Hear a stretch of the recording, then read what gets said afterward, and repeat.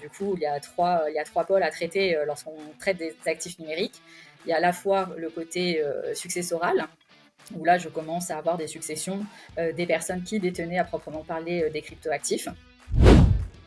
Il y a le côté donation, lorsque j'ai des investisseurs qui ont investi il y a quelques années et qui maintenant veulent donner et transmettre de leur vivant à leurs héritiers.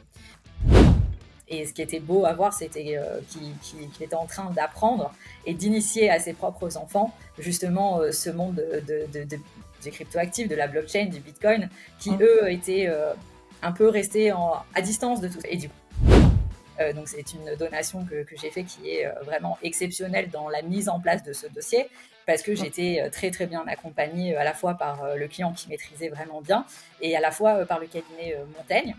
Avec qui j'étais en contact et du coup qui m'a assisté dans tout le procédé. Et c'était en 2024. Et en 2024, fin d'année 2024, on était vraiment dans une période de volatilité énorme avec le Bitcoin. C'est vrai. Pour rappel, le 7 décembre, le Bitcoin a dépassé les 100 000 euros.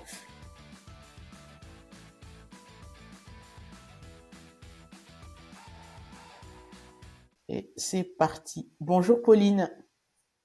Bonjour Elodie, merci de m'inviter aujourd'hui.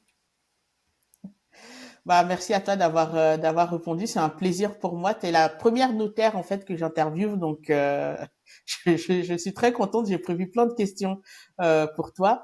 Mais la première question dans l'émission, la tradition, c'est que l'invité nous explique sa rencontre avec Bitcoin, avec le monde de la blockchain et comment tu rentres en contact avec tous ces objets curieux.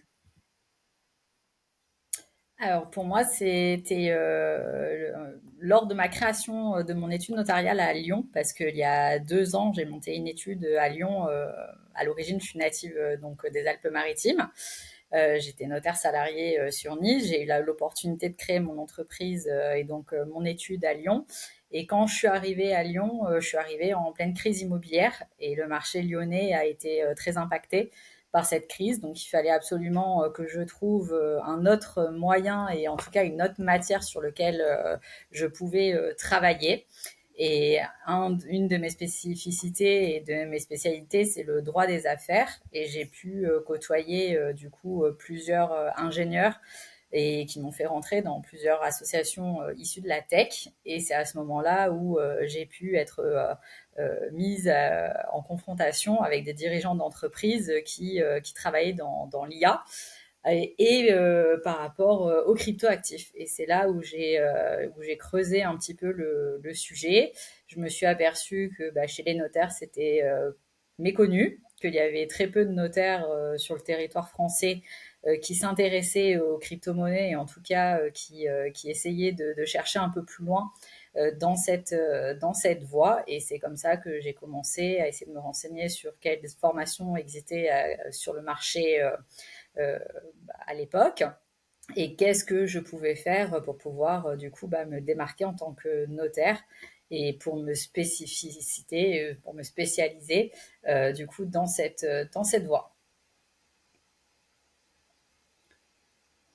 Ok, donc à un moment donné, tu t'es dit, faut que je maîtrise ces technologies-là dans mon métier de notaire. Exactement, parce que aujourd'hui, donc on le voit déjà avec l'IA, mais on le voit avec toutes les données numériques qui existent. Et il y a de plus en plus de métiers qui sont liés aux actifs numériques au sens large, tout ce qui est influenceurs, youtubeurs, et qui utilisent ces plateformes au quotidien, qui sont aussi source de rémunération. Et quand on est notaire, on est amené à traiter des successions. Et je me suis dit qu'à un moment donné, tous les Mm. influenceurs, plus tout ce qui est dans le monde des médias, allaient à un moment donné être confrontés à aller voir un notaire pour qu'est-ce que va devenir le compte YouTube, qu'est-ce que va devenir le compte LinkedIn d'un dirigeant d'entreprise. Et puis petit à petit, en fait, je me suis rendu compte que les actifs numériques à proprement parler, c'est un domaine qui est très très large. Et moi, la crypto-monnaie, ça m'intéressait à titre personnel. Et du coup, j'ai creusé un petit peu sur ce sujet. pour pouvoir forcément être spécialisé dans ce domaine, il faut savoir comment ça fonctionne. Donc, c'est en passant par Tout à la fait. casquette investisseur à proprement parler, hein, à faire des transactions pour voir le retour client, à la fois le retour du professionnel, et puis pour pouvoir expliquer aux clients comment ça se passait concrètement quand ils allaient venir me voir en consultation. Donc, du coup, il y a trois pôles à traiter lorsqu'on traite des actifs numériques. Il y a à la fois le côté successoral, où là, je commence à avoir des successions des personnes qui détenaient à proprement parler des cryptoactifs.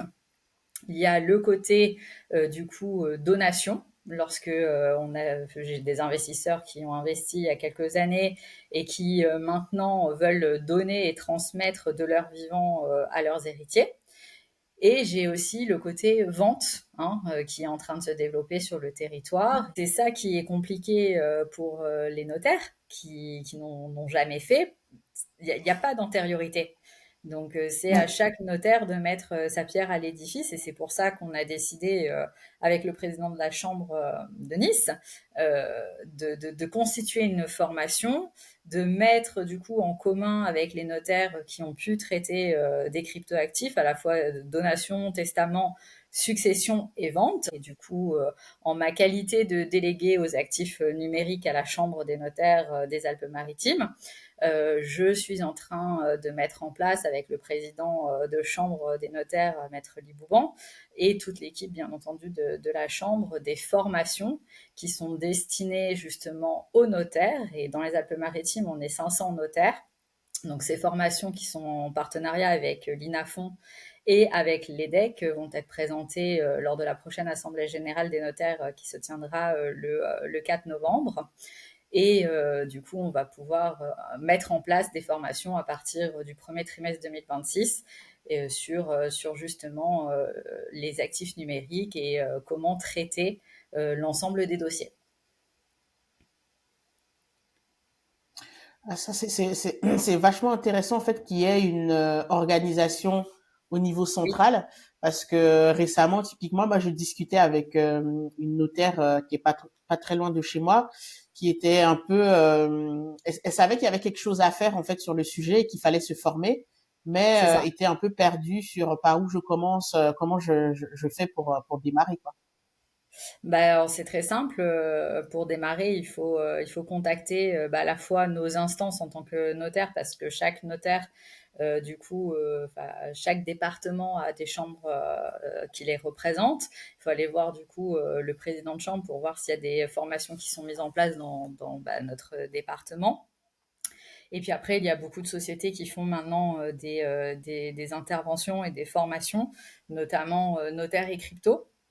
Moi, j'ai commencé avec Flora Miner, qui était investie justement dans la formation, qui a fait trois formations, d'une première qui est vraiment initiale pour vraiment les personnes qui ne connaissent pas du tout qu'est-ce qu'un actif numérique. Et puis, elle a trois formations qui viennent de plus en plus en précision. Et c'est bien parce que du coup, ça ouvre quand même l'esprit sur qu'est-ce qu'un cryptoactif, comment ça se passe et quelles sont les questions qui peuvent euh, être posées par des clients. C'est clair. D'ailleurs, du coup, ça me fait rebondir. Qu'est-ce qu'un cryptoactif, du coup? Ah, un cryptoactif, alors on ne peut pas parler à proprement de monnaie, hein, étant donné que c'est pas une monnaie conformément au code monétaire et financier. En revanche, on peut dire que alors il peut y avoir des jetons, il peut y avoir des valorisations. En tout cas, c'est un cryptoactif, donc un actif numérique qui est au sein d'une blockchain. Donc il y a plusieurs blockchains. Et dans les crypto-monnaies, hein, ce qu'on appelle communément les crypto-monnaies, il y a plusieurs blockchains. Donc, on a le Bitcoin, l'Ethereum, et après tous les altercoins qui existent. Et donc, il faut un petit peu s'intéresser à la fois à la finance et à la fois euh, à l'histoire de chaque blockchain pour pouvoir voir la traçabilité et l'origine de ce cryptoactif. Donc du coup, dans les formations pour les notaires, il y a une partie de définition, mais aussi classification en fait de ces différents actifs et comment on les traite d'un point de vue des transactions, peut-être patrimoniales ou bien même une transaction immobilière. Ou comment Alors, s'organiser les formations. aujourd'hui, on est vraiment aux prémices hein, des actifs et en tout cas de la crypto-monnaie dans le droit notarial. Ce qu'on voit généralement, c'est vraiment des transactions avec le Bitcoin. Même au niveau de l'Ethereum, Ok. ça ne se fait pas encore à proprement parler. Pour les transactions immobilières, on ne peut pas encore, en tant que notaire, quittancer un paiement par notre comptabilité. Il faut passer avec des sociétés telles que les J-Block pour nommer que cette société qui est ici à Sophia Antipolis, donc dans le 06, qui eux se rapprochent du coup d'un séquestre, hein, d'un PSCA, pour pouvoir garantir le vendeur de toucher son prix de vente. Et aujourd'hui, le vendeur peut décider soit de toucher un prix en euros, soit de toucher un prix, une partie en bitcoin et une partie en euros. Donc, du coup, ça commence à être de plus en plus courant.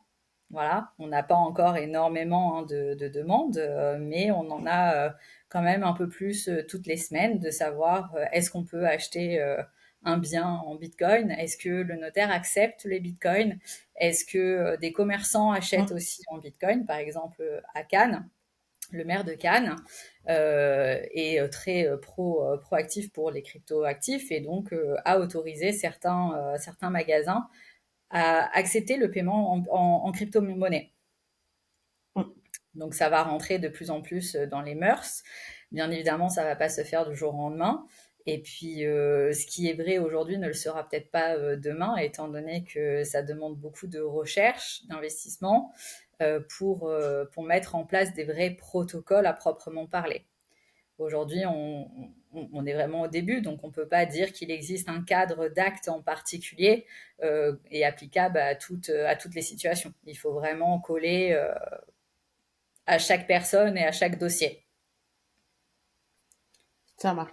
Et du coup, je rebondis sur ce que tu disais. Donc aujourd'hui, un notaire qui doit faire un acte qui implique on va dire du Bitcoin, comme il n'y a pas on va dire, d'acte déjà préfet qui existe, comment il fait en fait il demande à un collègue qui l'a déjà fait ou comment il fait pour avoir un élément de départ.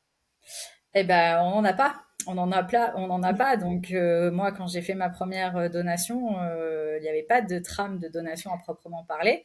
Donc, c'est Ouais. avec nos connaissances juridiques qu'on dit, bah, ça, il faut l'inclure dans notre acte. Ça, il faut penser à la vérification de la traçabilité des fonds, à penser Mhm. à l'historique, à l'effet hein, relatif à proprement parler. Et donc c'est ça qui est compliqué pour les notaires qui n'ont jamais fait. Il y a pas d'antériorité. Donc c'est à Ouais. chaque notaire de mettre sa pierre à l'édifice et c'est pour ça qu'on a décidé avec le président de la Chambre de Nice de constituer une formation, de mettre du coup en commun avec les notaires qui ont pu traiter des cryptoactifs, à la fois donation, testament, succession et vente, les actes qu'on a pu rédiger pour être à plusieurs, pour justement aller à la recherche et développer en fait une trame tout simplement, hein, ce qu'on appelle communément chez les notaires des trames d'actes, pour que ça vienne du tout commun et que ça rentre dans nos bases de données. Ah, Donc ça on le voit, hein, c'est vraiment formidable. les juristes de nos logiciels sont en train de travailler dessus pour que justement ça facilite le travail du notaire à terme. Ok, ça c'est top. Bah du coup, tout à l'heure, tu as évoqué la donation aux cryptoactifs. Donc justement, c'est par ce biais-là que je t'ai contacté parce que j'ai vu un post LinkedIn où tu parlais de ça. Est-ce Oui. que tu peux nous raconter un peu comment ça s'est passé, on va dire le déroulé, comment les gens sont venus à toi pour te demander ça? Alors, c'est la première fois quand j'ai été contactée pour faire une donation de crypto. C'était rigolo parce que du coup, c'était quand j'étais à Lyon. Et la personne qui m'a contactée m'a dit, écoutez, je vous ai choisi parce que j'ai vu passer un article sur mon site internet, tout simplement, où je disais que bah voilà, c'était l'avenir du notariat et que je misais beaucoup sur les cryptoactifs et le développement de tous les actifs numériques et que du coup je faisais des formations pour être vraiment être experte en cette matière.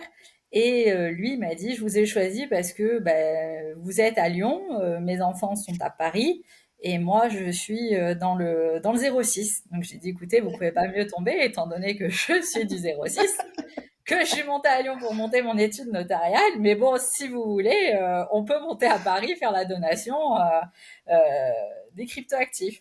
Et donc, au fur et à mesure, on a commencé à échanger. Et c'était une personne qui était très experte dans la détention et en tout cas dans le maniement des cryptoactifs. Et qui était dans le monde de la crypto depuis l'origine, depuis le début. Donc Ah oui. c'était assez enrichissant en plus de tomber sur un client comme ça parce que du coup il m'a beaucoup apporté tant au niveau de l'historique qu'au niveau de la pratique. Et du coup, pour mettre en place cette donation, la particularité, c'est que je l'ai fait directement sur la chaîne du Bitcoin, hein, donc sur le Bitcoin Core. On n'est pas Ouais. passé par des explorers, on n'est pas passé avec des cold wallets, mais on est directement passé au sein même de la blockchain. Donc c'est une donation que j'ai fait qui est vraiment exceptionnelle dans la mise en place de ce dossier parce que j'étais très très bien accompagnée à la fois par le client qui maîtrisait vraiment bien et à la fois par le cabinet Montaigne avec qui hein, j'étais en contact et du coup qui m'a assisté dans tout le procédé à la fois pour vérifier l'origine des bitcoins, hein, parce que bah, en tant que notaire, on doit vérifier la traçabilité des fonds, Bien sûr. et à la fois de la mise en place de cette donation. Du coup, on est tous partis à Paris pour la faire. Bien entendu, ça a été une grande préparation avant de passer l'acte. Mais en même temps, on avait très peu de temps pour la mettre en place parce que le client voulait absolument signer à une date précise. Euh, Ok. et c'était en 2024. Et en 2024, fin d'année 2024, on était vraiment dans une période de volatilité énorme avec le Bitcoin. C'est vrai, Euh, c'est vrai. voilà, pour rappel, hein, le 7 décembre, le Bitcoin a dépassé les 100 000 euros. Et c'était pendant cette période-là. Donc ça a été très épique parce que en tant que notaire, on doit recueillir les fonds avant même de passer l'acte de donation. Et avec les fortes fluctuations du Bitcoin, hein, là on ne parle pas de quelques centaines d'euros, mais plusieurs milliers d'euros en quelques secondes, ça a été assez compliqué, assez stressant de passer cette donation parce qu'on savait que en une fraction de seconde, les droits pouvaient augmenter et du coup, on devait refaire l'acte de donation en direct parce quand on fait des donations de crypto, hein, on eurodate et la date Ouais. fait foi. Donc, on peut aller vérifier l'heure à laquelle ça a été eurodaté au niveau de la donation et de voir quelle est la valeur qui a été retenue. Donc du coup, cet acte de donation, il a été à la fois très enrichissant, très stressant, et après, on était très content de l'avoir fait. Ça a été un acte qui a duré quand même Ouais. plusieurs heures, parce que bah, faut savoir qu'on ne peut pas faire de préparation en amont. Autant j'avais tramé l'acte par rapport à toutes les vérifications, mais il faut faire toutes les vérifications sur le coup et préparer une annexe qu'on annexe à notre acte une fois que toutes les donations sont faites pour avoir bah, la traçabilité de tout et puis pour vérifier que tous les enfants aient bien reçu leur donation de crypto et que ça se retrouvait bien bah, dans leur fichier, hein, parce que là, le Bitcoin Core directement, il faut télécharger entièrement la blockchain. Donc La c'est blockchain, un ouais. fichier qui est très très lourd. Et pour aller voir du coup la donation à proprement parler. Et le fait de le faire sur Bitcoin Core et non pas un Explorer, euh, comment a C'était une été prise cette volonté, décision-là? c'était une volonté de Ok, la part du donateur, du papa. ok. Il voulait pas passer par une plateforme qui lui a toujours fait comme ça et il voulait pas faire autrement. D'accord. Ça permettait peut-être plus de confidentialité aussi. Oui, tout à fait. Et et du coup là c'était enfin parce que dans le droit il me semble qu'on a le droit justement de donner un certain montant à ses enfants. Tout à fait, Donc c'était avec l'application de l'abattement légal, hein, 100 000 euros par parent, par enfant. Donc mm, là, on a épuisé l'abattement des 100 000 euros. Et du coup, avec la forte volatilité, on est tombé avec un calcul de droit à calculer en plus, parce que le montant donné ne correspondait pas à l'abattement simplement, ça a dépassé, et donc ça a fait naître des droits qui sont dus à ouais, l'administration fiscale. d'accord. Parce que du coup est-ce que ça aurait pas été plus simple en fait? Ben, je sais que le droit ne permet pas que le don soit libellé en Bitcoin du coup. Alors non, on peut pas dire j'ai donné tant de bitcoins sans faire la contrepartie en euros. Et justement, nous, dans notre acte, il faut absolument qu'on puisse acter ce transfert de propriété à proprement parler. Donc, chacun des enfants avait leur, alors pas leur portefeuille, mais du coup, leur portefeuille créé au sein de la blockchain.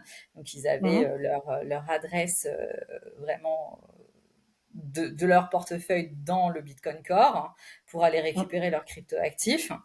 Et donc, on acte bien la dépossession du papa envers ses enfants. ok. Bon, en tout cas, ça a dû être un moment assez émouvant parce que, enfin, en tout cas, à ma connaissance, c'est la première fois en fait qu'on a un tel acte en France. Alors, je ne sais pas si c'est la première fois.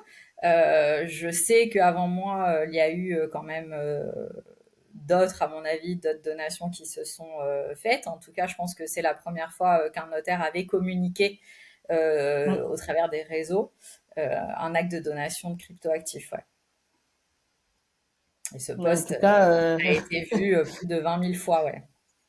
ouais, ce poste, il a très bien marché, puis à juste titre parce que Bitcoin, justement, j'en discutais dans une précédente interview avec lui, Alexandre de Froissart, du Voilà, cabinet Montaigne, voilà, c'est ça, qui tout me à fait. disait que Bitcoin va rentrer de plus en plus dans les successions parce que C'est bah, c'est ça, un actif qui commence à avoir bah, un certain nombre d'années, donc comme ça, il y aura des parents qui voudront faire des donations de Bitcoin à leurs enfants et justement pour pouvoir profiter du fameux abattement des 100 000 euros tout à fait. qui se fait tous les 15 ans de mémoire, je crois. C'est ça, absolument. Et Voilà, oui, donc, avec Alexandre de Froissart, du coup, il a été là bah, dès que je me suis intéressée, hein, tout simplement, à la crypto-monnaie. Et depuis, on se suit. Je fais appel très souvent à lui dans le cadre de mes dossiers. Il va faire là une formation au mois de novembre, sur lequel je peux malheureusement pas assister en présentiel, étant donné que ça va être à 3 jours de mon accouchement. ah, Mais du coup, je lui ai demandé d'y assister par visio.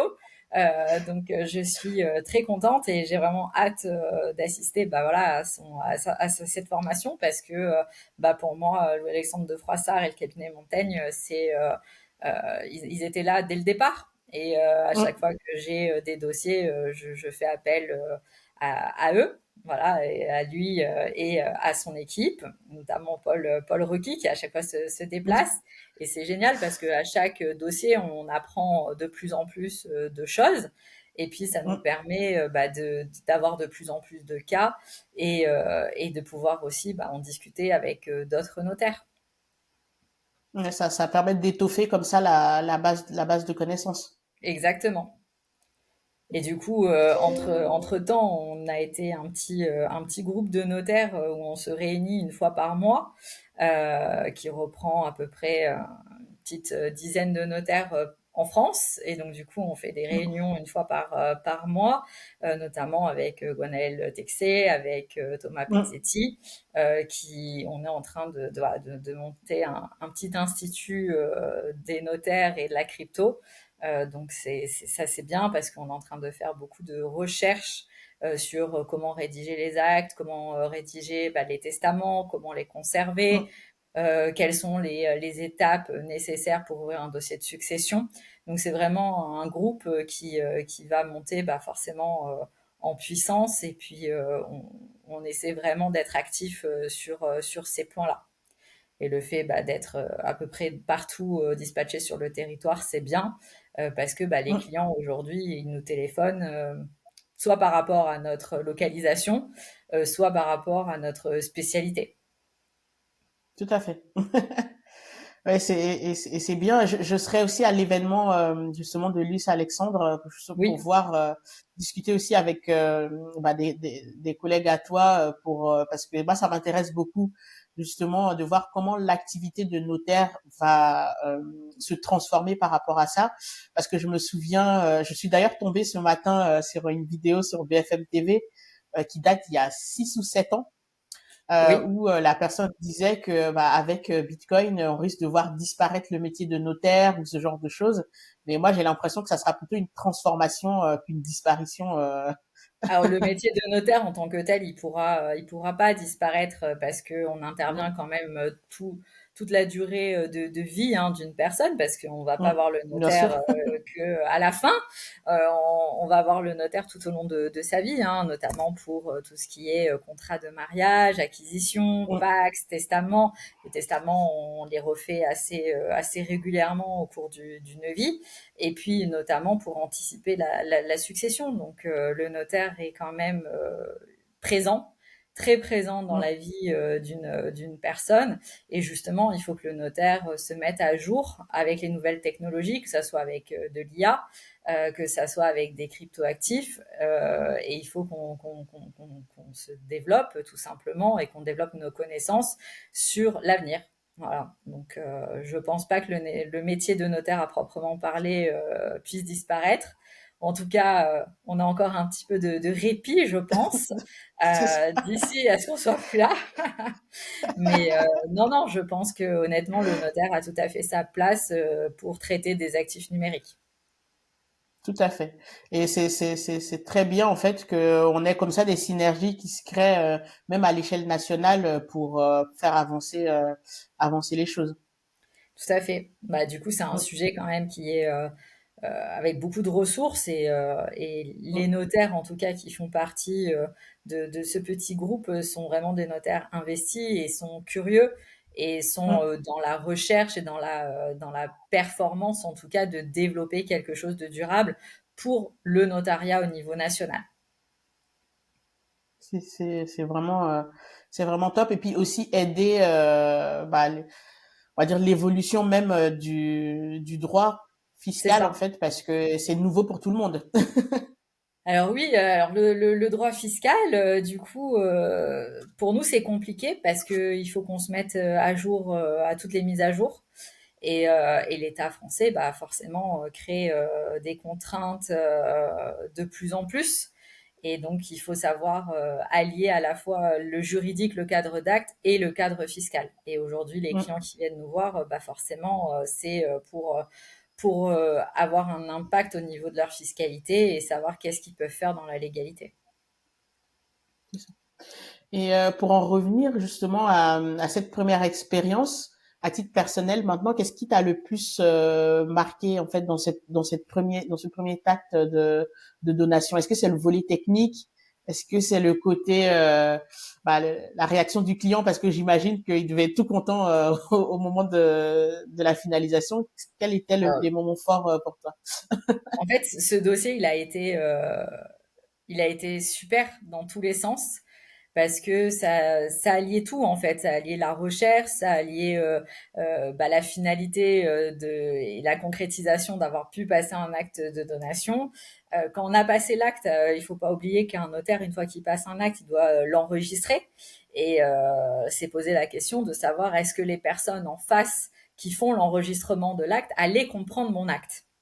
Donc, il a fallu quand même que je passe un petit peu de temps pour remettre des lexiques, hein, pour apprendre les mots du coup aux personnes qui sont en face et qui récupèrent mon acte pour qu'ils puissent le comprendre, l'enregistrer et que l'acte revienne enregistré à proprement parler par les services de l'État.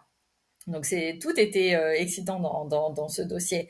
C'était excitant de faire une opération on-chain directement parce que c'était du jamais vu Moi, à titre Mhm. perso, bah, je suis passée par des plateformes.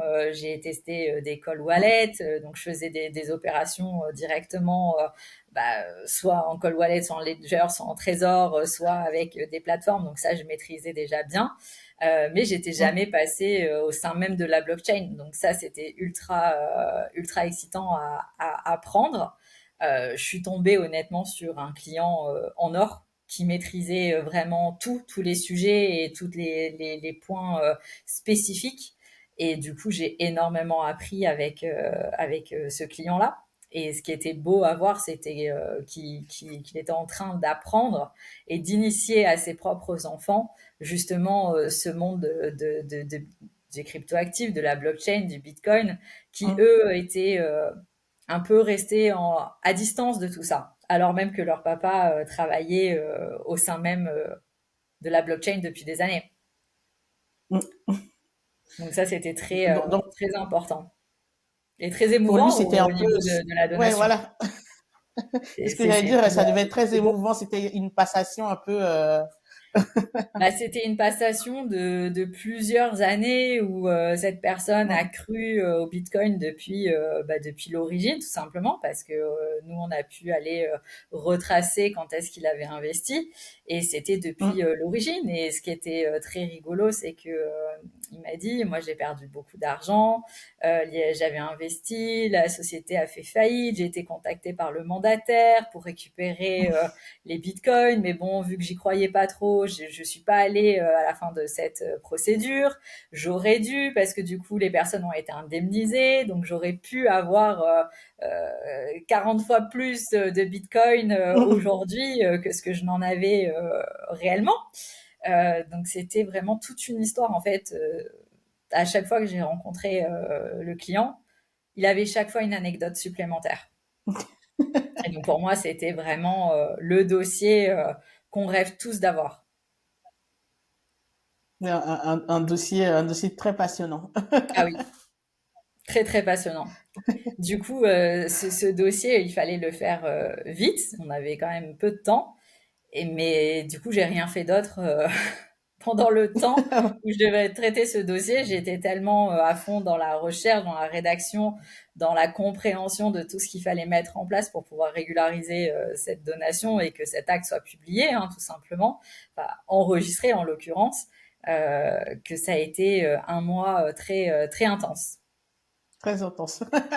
Mais Avec une fin intéressante aussi. à une fin très joyeuse. Très joyeuse. Donc c'est super, mais en fait ce que tu décris là, parce que souvent le profil en fait du bitcoiner ou des gens qui ont du bitcoin et qu'on voit à la télévision n'a rien à voir avec le type de profil que tu décris. C'est ça. Souvent je me souviens il y avait une émission sur le quotidien où je sais plus quelle chaîne où on disait que les bitcoiners, enfin en tout cas ceux qui avaient du bitcoin ou de la crypto, c'était des gens qui vivaient à Dubaï en fait, etc. Et là en fait, du coup le profil de client que tu décris, bah ça Ah n'a rien bah à voir avec ça. là, ce client-là, il était en règle sur toutes ses déclarations, à la fois sur les déclarations de détention hein, qu'on est obligé de faire tous les ans. Euh, Mm, il n'était pas là pour dans une mauvaise intention. Lui, mm, il a détenu, il a acheté des bitcoins au fur et à mesure.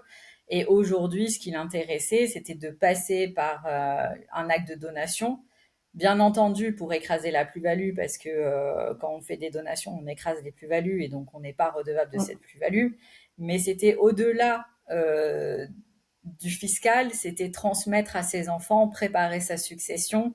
Euh, et c'était très clair. Il n'y avait pas de mauvaise intention. De toute façon, en tant que notaire, on est obligé de vérifier l'origine et la Bien traçabilité des sûr. fonds, qui est vraiment un très gros volet qui pèse sur le notaire à proprement parler. Donc, si nous, de notre côté, on s'aperçoit qu'on n'arrive pas à avoir les données de la part des clients, parce qu'il y a des clients hein, qui veulent pas nous justifier d'origine, qui sont assez méfiants en fait. Mm, On leur dit, on va pas travailler ensemble. Vous faites la démarche de venir voir un notaire, c'est pour que le notaire vous accompagne, c'est pour préparer votre succession, anticiper. il nous faut ces éléments. Si vous ne nous fournissez pas ces éléments, c'est que vous n'êtes pas prêt à préparer votre futur. Voilà. Ouais, c'est très clair, hein. Et puis effectivement, quand on passe la porte du notaire, c'est que, On a bah, déjà on va cette dire, c'est un volonté. professionnel. Voilà, c'est ça. On vient pour faire preuve de transparence à minima. Exactement. Nous, faut rappeler, hein, en tant que notaire, on est officier ministériel, donc on se doit quand même de maintenir l'ordre et en tout cas la traçabilité au niveau des fonds. Tout à fait. Et du coup, globalement, quelle est la typologie de clients en fait que tu vois passer? Là, on a parlé bah voilà de quelqu'un qui voulait transmettre. Est-ce que on a d'autres types de personnes? Au début, tu évoquais des gens qui veulent peut-être acheter ou vendre des biens Oui, en crypto-monnaie. bah alors là, du coup, on est en train de voir, hein, que des, des, des, des nouvelles personnes, en tout cas des nouveaux détenteurs de crypto se disent, bah, pourquoi pas investir dans l'immobilier et est-ce que ça se fait? Parce que justement, on voit dans des pays étrangers qu'on peut, hein, se balader et payer tout ce qu'on peut avec des cryptoactifs. Et pourquoi pas la France? Voilà, donc là, on a des nouveaux profils qui veulent acheter en Bitcoin, tout simplement. Et donc, ils veulent investir dans l'immobilier parce que, bah, mine de rien, l'immobilier, ça reste une valeur sûre au niveau d'un placement. Par rapport bah, justement, hein, aux cryptoactifs, il faut qu'on le dise, nous, dans tous nos actes, ça reste un actif volatile et donc on ne sait pas demain à quelle sauce vous allez être mangé. Alors que, bon, bah, mine de rien, l'immobilier, c'est assez périn, en tout cas sur du long terme. Et ils veulent, voilà, ils veulent acheter et puis ils veulent aussi vivre cette expérience en disant moi j'ai acheté mon appartement, j'ai acheté un garage, en payé avec du Bitcoin. Ça fait un petit peu rêver. Ouais, c'est C'est vrai. comme si le rêve était loin et qu'on puisse avec son téléphone passer sur un TPE et dire je l'ai acheté. Ouais, c'est ça. Voilà. Donc c'est ce type de profil. Voilà. Après le type de profil à proprement parler, moi j'ai beaucoup d'ingénieurs, mais c'est parce que dans le sud on a quand même le pôle de Sophia Antipolis qui regroupe pas mal d'ingénieurs, qui sont aussi bah, des ingénieurs en IA, qui sont des programmeurs aussi. Donc pour eux c'est un langage courant. Ouais, effectivement. Ils sont déjà dans la tech, donc Ils sont déjà pour eux issus tous de le. la tech, ouais. Donc c'est sûr que Et bah, est-ce qu'il y a dire j'ai acheté ça fait cool. ouais, c'est ça, c'est ça fait comme si on était dans le futur et que bah, C'est on ça, était innovant et voilà, et branché quoi. exactement. Et est-ce qu'il y a une grosse différence au niveau des âges? Est-ce que c'est plutôt des gens Oui. qui sont hyper jeunes ou est-ce que c'est tout le monde est concerné? Écoute, franchement, moi, sur le panel de mes clients, le plus vieux client a 73 ans. Le plus jeune, on avait 21, 22, 23. Ah ouais. Honnêtement, quand j'ai commencé à m'intéresser au monde des cryptos, je me suis dit, ça va être des gens qui ont plus ou moins mon âge, qui sont vraiment euh, dans le développement de leur patrimoine, tout ça. Et en fait, pas du tout. Je me suis aperçue que bah, il y avait des gens de 50 ans, 60 ans qui s'y intéressaient. Et j'ai fait une consultation d'un client qui m'a fait beaucoup rire parce que ouais, à 73 ans, il avait du Bitcoin. Et il était en plus très au fait de ce qui se passait, hein. Donc je me dis, Ouais, ça plaît à tout le monde en fait. Ça intrigue tout le monde. ouais. C'est ça, ça intrigue tout le monde. Ça fait plaisir à entendre parce que c'est vrai que souvent on se dit c'est que pour les jeunes, c'est compliqué à manipuler, etc. Et que bah, la génération des boomers entre guillemets en fait n'y comprend rien, alors que en fait au final non. Moi j'ai fait à l'IRA l'école qui forme en consulting blockchain et dans la Oui. promo on avait des gens de 60 ans aussi, des gens assez âgés qui venaient se former pour comprendre au moins ce que c'était quoi. Et oui. Mais je pense que dans toute revue qui sont sur le marché, il y a forcément un article par mois qui sort sur le Bitcoin. Mm, Donc ça intrigue beaucoup. c'est vrai qu'on en parle beaucoup. On en parle énormément.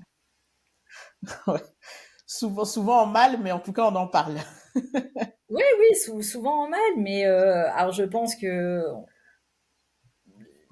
on a tendance à être un peu dans la réticence en se disant est-ce que c'est bien, est-ce qu'on sait d'où ça provient, est-ce que à quoi ça va servir, est-ce qu'il n'y a pas du darknet dessous.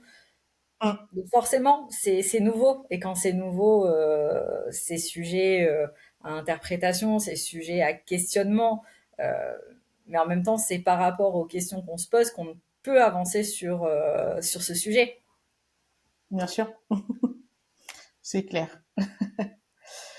Alors, je me demandais, on a évoqué effectivement que les notaires, ils commencent à avoir quelque chose, en tout cas, qui se met en place. Rien que déjà, en fait, vous, au niveau du groupe que vous avez fait de réflexion, pour Oui. toi, en fait, de ta vision, quels sont les plus gros défis que les notaires auront à relever concernant les crypto-actifs? Est-ce que ça va être des défis de... Parce que, on va dire, ça reste quand même technique. Est-ce que ça va être la technicité du sujet? Est-ce que ça va être plutôt le manque, en fait, de clarté d'un point de vue fiscal? Quels sont les défis, en fait, du notariat versus les cryptos? Alors, alors, les premiers défis, c'est savoir quels vont être les notaires qui vont être intéressés par se former sur ce point. Parce que bah, on est tous différents et on a tous nos opinions et en tout cas nos avis sur nos spécialités à avoir. Donc déjà, pas tous les notaires vont vouloir traiter des cryptoactifs. Après, ce qui va être de plus en plus compliqué, c'est d'établir une base de données, une base stable, pour permettre du coup aux juristes des rédacteurs de nos logiciels de tramer des actes. Sachant Mm, qu'il y a tellement de cryptoactifs qui existent, il faut aussi savoir les sélectionner. Par exemple, je fais très peu d'altercoins et en tout cas, je choisis ceux qui sont dans les donations parce que ça peut être vraiment à double tranchant et on est là en tant que notaire pour pas faire prendre de risques à nos clients, sachant qu'en tant que notaire, on a quand même une grosse responsabilité et elle est souvent engagée, donc on peut pas faire mm, n'importe quoi. Donc il faut qu'on établisse des règles, des cadres d'actes aussi à tenir, tout en respectant la réglementation à la fois fiscale, à la fois déontologique euh, et, euh, et la volonté des clients. Donc c'est ça qui est compliqué à mettre en place et qui va prendre plusieurs années à se mettre en place.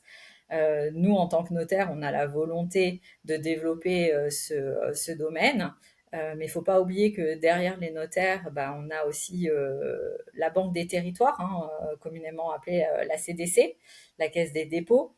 Nous, notre but à terme, ça serait que le notaire puisse quittancer un paiement en Bitcoin, enfin en tout cas en cryptoactifs par notre comptabilité. Or aujourd'hui, on ne mm. peut pas le faire.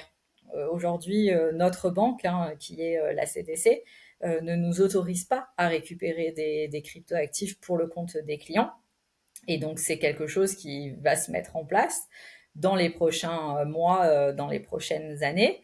On est déjà très souvent en rendez-vous avec eux pour essayer de voir quelles sont nos attentes en tant que notaire. Et les attentes, elles Mm. sont pas les mêmes quand on fait une donation, une vente ou une succession. En succession, on sait Tout à que fait. le délai peut être assez long au niveau de la détention de cryptoactifs sur notre compte. En vente, on sait que c'est du maximum 4-5 jours. Ça reste sur nos comptes entre le temps où on reçoit l'argent, le temps où on fait l'acte de vente et le temps où on décaisse l'argent. Et sur les donations, c'est du one shot parce que on a souvent l'argent la veille de la signature. Et le but de faire des donations, c'est que les clients repartent avec leur wallet remplie. Donc là, c'est vraiment du one shot. Et aujourd'hui, on n'est pas équipé pour le faire à proprement parler. Donc on ne peut pas quittancer par notre comptabilité. Et ça, Enfin, de ma fenêtre, en tout cas, les solutions techniques, elles existent, hein, donc c'est plutôt un sujet, enfin, je dirais pas politique, mais réglementaire en fait, qui pose Oui, problème. réglementaire et puis mine de rien, ça demande quand même un pilotage à plusieurs niveaux pour que ça puisse se mettre en place. Et du coup, passer les niveaux, c'est compliqué. C'est compliqué. Et oui, Oui, mais je pense que si on a un engouement et que bah ils se rendent compte qu'il y a de plus en plus de transactions, peut-être que ça va permettre aussi en fait d'appuyer votre message. tout à fait. Mais de toute façon, c'est ça qui va faire, bah, en tout cas, développer plus rapidement le projet, ça sera le nombre de demandes. Mais bon, ça, c'est toujours Ouais, l'offre et la demande qui fait foi. c'est ça. C'est ça. Surtout quand on est dans quelque chose de nouveau De technologiquement, nouveau, ouais, bien sûr. effectivement, il y a un moment où bah, l'offre peut créer aussi la demande, quoi. C'est ça. Mais ce qui était rigolo, c'est quand j'ai monté du coup ma première étude à Lyon, je- j'ai sollicité des professionnels pour du notariat, hein, tout simplement, en disant mais je suis en train de me spécialiser dans ce domaine, il faut y croire, laissez-moi vous montrer ce que je sais faire, laissez-moi vous dire ma vision des choses. Et c'est vrai que très souvent, on m'a un peu fermé les portes. Et donc là, il y a quelques mois, je suis passée du coup avec ce mandat à la Chambre des notaires des Alpes-Maritimes. Et les mêmes personnes qui m'avaient fermé les portes et qui ne croyaient pas du tout à ce projet m'ont Mm. recontacté pour faire des rendez-vous avec moi et pour avoir l'évolution sur 2 ans. Donc je me dis, bon, bah, c'est déjà gagné parce que il y a 2 ans, ça ne les intéressait Ouais. pas. 2 ans après, ils Mm. reviennent parce que bah, ils ont besoin d'avoir des réponses et de voir qu'est-ce que je fais et quel va être l'avenir. Donc c'est super. Ouais, c'est très encourageant. C'est vrai que souvent, enfin, mais moi j'ai constaté ça aussi, hein, c'est que parce que moi je parle de Bitcoin à des entreprises, des commerçants, et c'est sûr que des fois il y en a qui disent ah bah non moi j'ai pas, je veux pas t'écouter, je veux même pas entendre ce que tu as à dire. Et puis bah il y en a certains qui disent ah oui tiens j'en ai entendu parler une fois, deux fois en fait par d'autres personnes, donc je vais plutôt écouter ce que tu as à dire. Donc on va dire ça suit son chemin petit à petit. C'est ça. Ah oui, oui, donc il faut pas hésiter à revenir, ressolliciter des personnes, réexpliquer pour, heu, C'est ça. pour faire avancer. C'est clair. Et au niveau des notaires eux-mêmes, comment ça se passe? Est-ce que tu sens par rapport justement à cette donation un certain intérêt en fait au niveau des notaires eux-mêmes ou c'est toujours parce que tout à l'heure tu disais que pas tous les notaires en fait vont y passer. Pour toi, est-ce qu'on commence à avoir une proportion intéressante de notaires qui s'y intéressent ou c'est toujours marginal? Alors, je pense qu'aujourd'hui, ça reste marginal. Je pourrais te répondre, j'espère, d'ici la fin de l'année, étant donné qu'on doit présenter du coup notre formation à l'Assemblée des notaires là, pour les Alpes-Maritimes qui va se tenir au mois de novembre et qu'on va leur présenter justement cette formation. Et on va voir sur 500 notaires déjà les statistiques de combien sont intéressés à faire cette formation parce que cette formation c'est pas juste une journée de formation à proprement parler, c'est un investissement sur un trimestre où il y a à peu près 56 heures de travail et de formation qui va être dispensée. Donc c'est vraiment Mm. ça demande un investissement personnel du notaire ou en tout cas des collaborateurs qui vont faire cette formation. Et donc ça sera vraiment suite à cette formation un, un service à proprement parler qui va être mis en place dans chacune des études qui aura suivi cette formation. Donc aujourd'hui, j'ai pas de statistiques à te communiquer. Par contre, j'espère que d'ici 6 mois, j'en aurai des concrètes et voir en tout cas sur un panel de 500 notaires qui a suivi cette formation et qui est vraiment intéressé. Faut pas oublier que dans le notariat, il y a quand même bah, on n'est quand même pas tous du même âge, on n'est pas tous issus de la même formation. Mm. Et puis tout simplement, on est tous des êtres humains, donc on n'a pas forcément tous les mêmes envies d'apprendre la même chose et en tout cas, pas tous les domaines nous intéressent au même niveau. C'est vrai, c'est vrai. Il y a des gens qui seront pas forcément intéressés ou qui se disent bah l'opportunité elle est pas assez, enfin il y a pas assez de volume en fait C'est pour s'y ça. intéresser, ce qui peut se comprendre aussi. Ah bah aujourd'hui, très concrètement, je peux pas faire que des cryptoactifs pour vivre de ma profession. Mm. C'est un pôle en plus que je propose à mes clients, mais je peux pas vivre uniquement des cryptos. Je vois que les Et demandes sont de du plus en plus coup, importantes, mais ouais, ouais, oui, oui, oui. Justement par rapport au fait d'avoir communiqué, hein. ouais, c'est ça, D'où c'est ça, c'est l'importance ça. des réseaux, mais en tant que notaire, on peut pas faire n'importe quoi, on peut pas faire de publicité pour nous-mêmes, on peut pas se vendre en tant que la notaire du territoire spécialisé. Donc c'est compliqué aussi de faire de la communication aux clients Mm. sans forcément faire de la sollicitation personnalisée à proprement parler. Donc nous, on est très réglementé sur ça. Donc tout ce qu'on dit est important.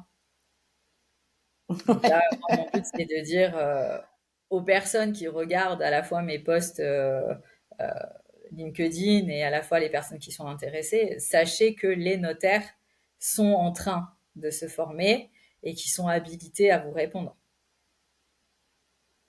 Ouais, ça c'est un Mais message qui est très important parce que bien certains sûr, ont l'impression que les notaires en fait sont très très loin de ces sujets-là et qui peuvent même pas les solliciter. Pourtant, c'est ça. bah, la preuve que non. Mais régulièrement, on est obligé de faire des campagnes quand même qui sont alors, médiatisées à la fois sur les réseaux et à la fois dans des radios locales pour dire venez consulter un notaire, la consultation est gratuite, on ne fait pas payer les consultations, mais vous pouvez nous poser toutes sortes de questions et c'est important d'aller voir un notaire pour soi et pour son patrimoine et pour son avenir. Mm, tout à fait. J'avais une dernière question. C'est bon, je vais te demander de sortir la boule de cristal. Je sais que tu n'en as pas, mais Non, si on se projetait de 5 à 10 ans, est-ce que pour toi, le Bitcoin ou même d'autres cryptoactifs seront des actifs classiques en fait patrimoniaux qui n'auront plus, on va dire, un traitement aussi spécifique? Est-ce qu'ils vont rentrer, on va dire, comme ça dans l'activité fiscale ou même notariale? alors en tout cas, je le souhaite. Je le souhaite que ça puisse rentrer à proprement parler dans les mœurs et que ça devienne un actif à traiter au niveau successoral. Parce que bah, ça voudra dire que ça a quand même bien évolué et que la plupart de la population en détenait. Après, on ne sait jamais prédire l'avenir, hein, tout simplement. En tout cas, moi, j'ai envie d'y croire, j'ai envie de continuer à faire des recherches, j'ai envie de développer des sujets autour des cryptoactifs. Et puis, bon, bah, comme tout projet, on a beau y croire, on ne sait pas la finalité. Voilà. C'est clair. Mais en tout cas, il faut y croire. Faut y croire. Et juste une petite dernière question que j'avais oubliée. Ça, c'est vraiment dédicace à la notaire que j'ai rencontrée à un événement justement qui m'a dit, mais je sais pas trop par où commencer, même si ça m'intéresse. Quel conseil en fait tu donnerais à une consoeur comme ça qui se pose la question autour des cryptoactifs? De venir suivre des formations. Voilà, de téléphoner à notaire et crypto pour ne citer que, étant donné que bon, bah, euh, j'ai pu collaborer avec eux depuis 2 ans maintenant et je sais les qualités de leur formation. Euh, et puis cette formation, elle est divisée en trois parties. Donc pour pouvoir comprendre qu'est-ce qu'est la crypto-monnaie, il faut passer vraiment la formation initiale où c'est vraiment du vocabulaire comment se présentent hein, les cryptoactifs. Et puis la deuxième formation, elle va être un peu plus pratique et jusqu'à la troisième où là, on est un peu plus expert et au niveau fiscal. Donc c'est simplement suivre ces trois modules. C'est des petits webinaires d'à peu près 1 heure à chaque fois, et on essaie de les mettre entre midi et deux, parce que en tant que notaire, on n'a pas forcément toujours le temps disponible. Ouais. Donc du coup, on est obligé de le faire entre midi et deux ou le soir. Mais du coup, c'est voilà, ne pas hésiter à contacter et à solliciter des notaires qui sont déjà dedans pour justement les conseiller, les renvoyer avec des professionnels avec qui on a l'habitude de traiter et vers qui on a entièrement confiance pour les nouvelles formations. Et après, on a toutes nos revues juridiques où il y a de plus en plus d'articles qui sont écrits euh, pour des recherches et de la doctrine. Super. En tout cas, merci beaucoup, Pauline, pour toute l'interview, parce que ça, je pense que tu as donné beaucoup de valeur, beaucoup d'informations très, très utiles pour les notaires et même pour les gens en général qui se posent des questions. Et puis, c'était un grand plaisir de t'avoir avec moi sur ce plateau.